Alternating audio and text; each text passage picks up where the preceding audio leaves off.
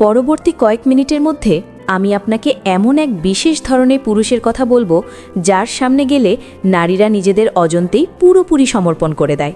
তারা যতই নিজেদের সামলে রাখার চেষ্টা করুক না কেন, কোনো লাভ হয় না। আসল ব্যাপার হলো তারা নিজেরাও বুঝতে পারে না কেন তারা এমনটা করছে বা কেন ওই নির্দিষ্ট মানুষটির প্রতি তারা এত টান অনুভব করছে। এটা কোনো সস্তা চালাকি, পিক আপ লাইন বা ম্যাজিকের বিষয় নয়। এটা হলো এক অদ্ভুত চুম্বকীয় আকর্ষণ। আপনি হয়তো ইউটিউবে অনেক ভিডিও দেখেছেন যেখানে বলা হয় যে 5টি গুণের কারণে মেয়েরা ছেলেদের প্রেমে পাগল হয়। আজ আমরা সেই গোপন সাইকোলজি নিয়েই কথা বলবো। এই শক্তি কোনো অনুমতি চায় না, কোনো অনুরোধও করে না, আর কখনো পিছুও হটে না। এই শক্তি লুকিয়ে থাকে আপনার নীরবতায়, আপনার নিঃশ্বাসে এবং আপনার চোখের চাহনিতে। আজকের এই আলোচনার পর আপনি বুঝতে পারবেন কিভাবে এমন একজন পুরুষ হওয়া যায় যাকে পাওয়ার জন্য কাউকে জোর করতে হয় না, বরং সব কিছু নিজে থেকেই তার দিকে ধরা দিতে আসে। আমি আপনাকে এমন 5 ধরনের মানসিকতা বা পুরুষের কথা বলবো যা মেয়েদের মনস্তত্ত্বে গভীরভাবে প্রভাব ফেলে। চলুন শুরু করা যাক। প্রথমত, আমি সেই পুরুষের কথা বলবো যার চোখের দৃষ্টি বলে দেয় যে এই চারপাশের সব কিছু আমার, আর তুমিও। খেয়াল করে দেখবেন, এই দৃষ্টি কিন্তু সেই রাস্তার মোড়ে দাঁড়িয়ে থাকা ছেলেদের মতো সস্তা বা ঘোলাটে নয়। আবার আমি তোমাকে ইমপ্রেস করতে চাই টাইপের অতিরিক্ত ভালো মানুষের দৃষ্টিও নয়।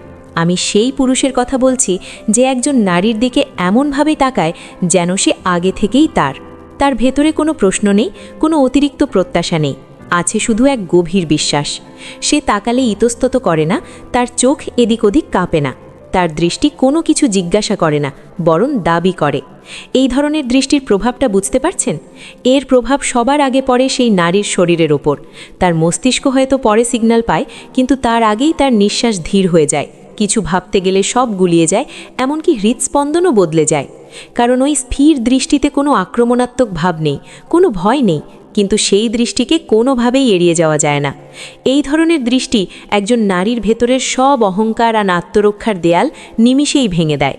বেশিরভাগ পুরুষ যেখানে নারীদের শিকার হিসেবে দেখে, নয়তো দেবী বানিয়ে মাথায় তুলে রাখে, সেখানে এই বিশেষ পুরুষটি তাকে এমনভাবে দেখে যেন সে তার জীবনের গল্পের শেষ অংশ। আর সে জোর করে কিছু করে না, সে শুধু নিজের উপস্থিতি দিয়ে নারীকে তার দিকে আসতে বাধ্য করে। দেখবেন, সেই নারী হয়তো নার্ভাস হয়ে নিজের চুল ঠিক করছে, নিজেকে আরও আকর্ষণীয় দেখানোর চেষ্টা করছে। এটাই হলো আসল পরিবর্তন। পুরুষটি তাকে স্পর্শ না করেই তাকে মানসিকভাবে জয় করে নেয়। দ্বিতীয়ত, আমরা সেই পুরুষের কথা বলবো যে একজন নারীকে স্পর্শ না করেই তার ভেতরে একটা অদ্ভুত দুর্বলতা তৈরি করে দিতে পারে। বাইরের দুনিয়াকে দেখানোর জন্য একজন নারী যতই সাহসী, কঠিন বা স্বাধীন হোক না কেন, তার ভেতরে কিন্তু সবসময় একটা গভীর চাওয়া লুকিয়ে থাকে। সে অবচেতনভাবেই এমন একজন পুরুষকে খোঁজে যে তার বাইরের রূপ বা চামড়াকে নয়, বরং তার ভেতরের শক্তিকে স্পর্শ করতে পারবে। কোনো জবরদস্তি করে নয়, বরং একটা অদ্ভুত শান্ত স্বভাব দিয়ে। এই ধরনের পুরুষ খুব ধীরে সুস্থে কথা বলে। সে এমনভাবে শোনে যেন সে মেয়েটির না বলা কথাগুলোও বুঝতে পারছে। সে মেয়েটির সৌন্দর্যে ঘাবড়ে যায় না বা তার কাছে থেকে কোনো অনুমোদনেরও অপেক্ষা করে না। আসল মেয়েদের মন জয় করার উপায় আসলে বাইরে নয়, ভেতরে লুকিয়ে থাকে। এই পুরুষটি সেই মনস্তাত্ত্বিক খেলাটা বোঝে। সে কথায় কথায় ফ্লার্ট করে ঠিকই, কিন্তু সেটা কখনো অশ্লীল পর্যায়ে যায় না। সে নীরবতা দিয়ে বেশি কথা বলে। মেয়েটি যখন বলে, তুমি মানুষটা খুব ভালো, তখন সে হয়তো মুচকি হেসে বলে, কিন্তু এখানেই থেমে যেও না। কারণ এই পুরুষ শুধু ফ্লার্ট করে না, সে মনের ভেতরে একটা তীব্র ইচ্ছার জন্ম দেয়। মেয়েটি কিছু বোঝার আগেই মানসিকভাবে নিজেকে তার কাছে সমর্পণ করে ফেলে। এই পুরুষ জোরে বা চিৎকার করে কথা বলে না, কিন্তু তার শান্ত কণ্ঠস্বর মেয়েটির ভেতরের সব কোলাহলকে থামিয়ে দেয়। তৃতীয়ত, এমন একজন পুরুষ যে একজন নারীকে নিজের ওপর নিয়ন্ত্রণ ছাড়তে বাধ্য করে। যদিও অনেক নারী মুখে বলে যে তাদের খুব নরম বা সাধারণ পুরুষ পছন্দ, কিন্তু সাইকোলজি বলে অন্য কথা। একজন নারী আসলে সেই পুরুষেরই স্বপ্ন দেখে যে প্রয়োজনে তার উপর অধিকার খাটাতে পারে, যে স্পর্শ না করেই তার মন, মস্তিষ্ক আর আত্মাকে নিজের নিয়ন্ত্রণে নিয়ে আসতে পারে। এই পুরুষ মেয়েটির কাছ থেকে অনুমতি চায় না, সে নিজেই নিজের অনুমতি। সে হয়তো শুধু একটা গভীর চাহনি দিয়ে বলবে, চুপ করো। সে হয়তো এমন একটা মুহূর্তে তাকে থামিয়ে দেবে যখন মেয়েটি সবচেয়ে বেশি কথা বলছিল। এটা মেয়েটিকে ছোট করার জন্য নয়, বরং এটা বোঝানোর জন্য যে এই মুহূর্তের নিয়ন্ত্রণটা পুরোপুরি তার হাতে।